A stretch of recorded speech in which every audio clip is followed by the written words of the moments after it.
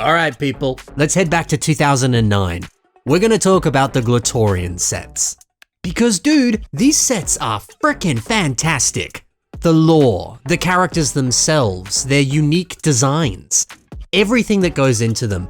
These characters are the frickin' best, and no one ever talks about them. I love the 2009 Glatorian so frickin' much. And I love what a builder called Dan V has done with them. He's revamped all 6 of the OG first wave of Glatorian, and each one looks so good. So let's check them out and be wowed by these revamps. Maybe looking at them will give you some inspiration for your own stuff. Kicking us off with one of my personal favorites, it's Gresh. I really dig the inclusion of some dark tan. Whether it's the use of some cloth elements, specifically the ones that appeared in the Ray Ultra Build set, or using the jaw piece that came on the bottom of this Ninjago dragon. This kind of like leather armored look. It's really good. I like how it ties back to the fact that Gresh is a member of the jungle tribe. It makes sense, right? He'd be hunting in the jungle, he'd turn fur pelts into armor, or he'd just use the natural resources of the jungle to his advantage. To make weapons, accessories, armor, whatever. It just makes sense. God, look at the white spikes all up along the shoulders. That's such a nice detail. And look at these weapons too. We have the original Gresh blades, they're still strapped onto the arms, which is nice, I've always loved that look. But then we have this new flail. And dude, sick idea to style this to look like a Thornax launcher. Each of the Glatorian would have had these in the original sets, and this is just such a fun way to take that idea and spice it up a little bit. Oh, and recontextualizing it so that it's like a bone that Gresh has like carved into this flail. Heck yeah, man. And I like this other accessory as well. This one is using a Rakshi spine element. This one would have come in this set specifically, although you might notice this one is silver, whereas Gresh is holding a white one.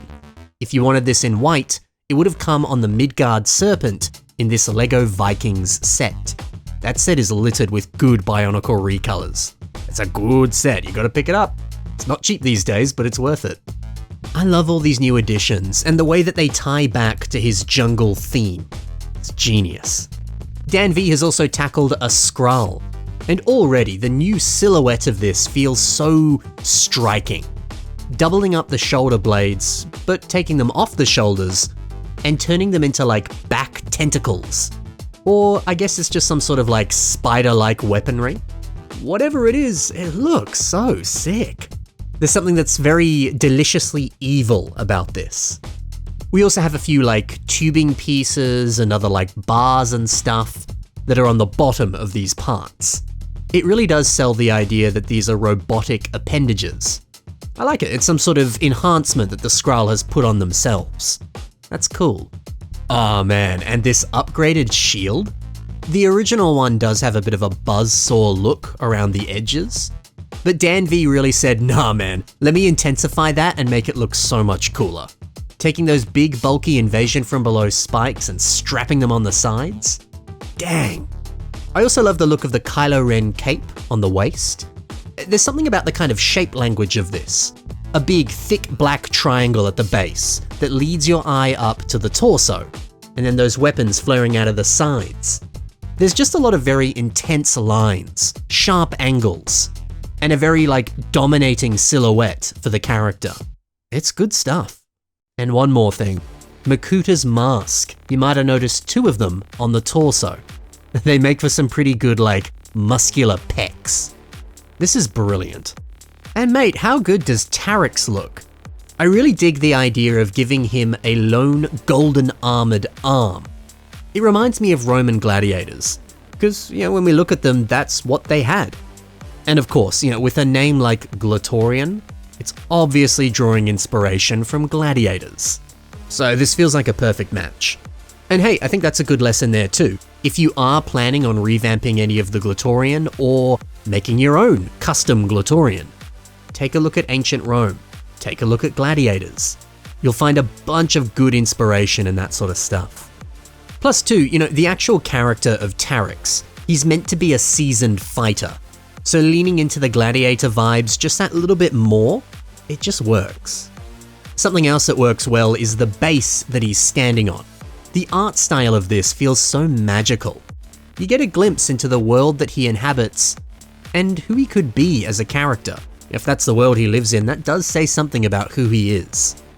Each one of these mocks is standing on some sort of vignette, and they all look pretty freaking good. And it's the same thing, it brings out qualities of the character and the world that they inhabit. It's one thing to build a good Bionicle mock, but it's another thing to also build a base for them to stand on that actually improves the look of their design. There's a lot here that's good, man. Like, we got some nice part usage as well. We've got 2 dark blue Hully masks on the torso. Yet the way they're placed, you can barely see some of the facial kind of features. It stops looking like a mask, it just looks like a piece of random armor. So good. And great to also see the use of not 1, but 2 skull spider masks. I love that the gold one is kind of taking advantage of those bar connections. It's a good way to decorate the arm a little bit more, and of course it pays homage to his original look. Dude, Tarix is great. Now for a character that I've been on record saying was one of my favorite Bionicle sets ever. It's Strakk. More of a refined look for old mate Strakk. I especially love the shaping on the torso. No creases, no gaps, the armor just flows together so seamlessly. Good shaping, baby, I love to see it. He's also got himself a brand new weapon. I've always loved his ice axe, that's such a nice piece. Great to see how Dan has restyled that just a little bit. But yeah, this new one. It's taking advantage of a, I guess, relatively new Lego piece. It's appeared in a few different sets, in a bunch of different colors, but this one specifically would have come in this Spider-Man set. On the back of the car, it's being used as some sort of like exhaust or like energy burst or something. But now that I look at it in this context, it really does look like a big chunk of ice. It fits right at home here. Oh, and this landscape as well. Little bits of melted ice on a bit of a desert-looking landscape. Sensational. It's Vorox up next, and Dan V. Dude, you're blowing my mind with these revamps.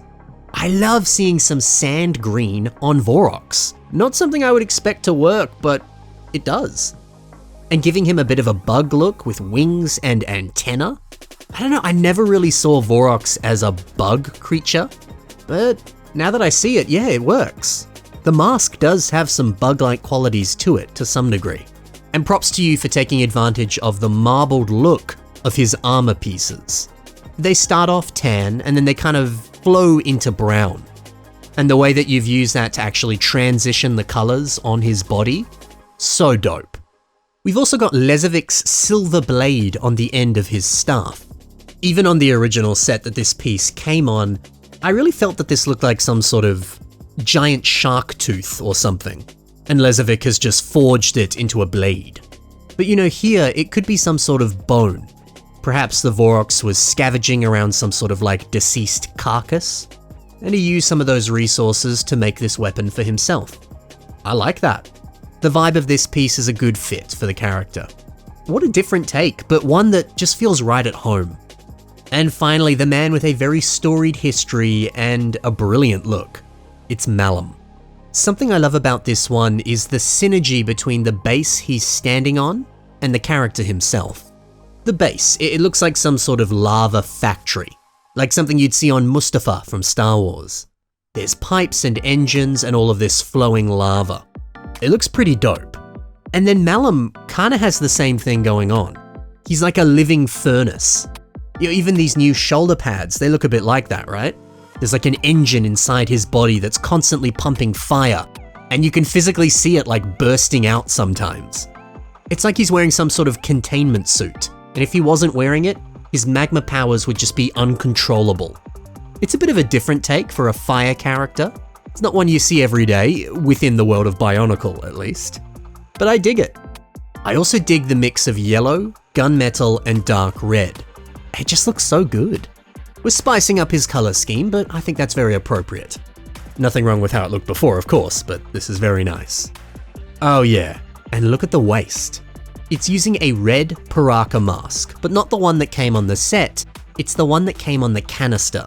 Because you could actually remove that, and it looks pretty sick on the waist. Dan's done a lot of good placement of masks, making it look more like armor than a face. Maybe that's a sign that you need to play around with some of your own masks and see if you can use them as armor. I like that, and I really like this.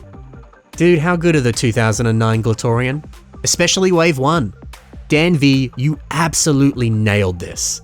These are all so well made and they look so good. Thank you for reinventing some of my favorite characters. I mean, if you could, Dan, I'd love to see you revamp the other 2009 Glatorian, Wave 2.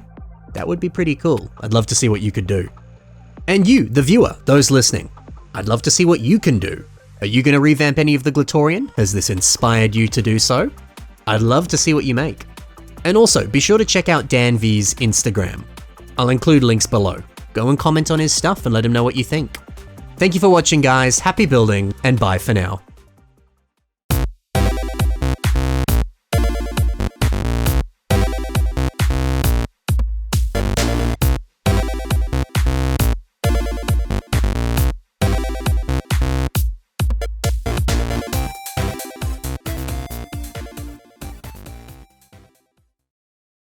I just love the Glatorian so much!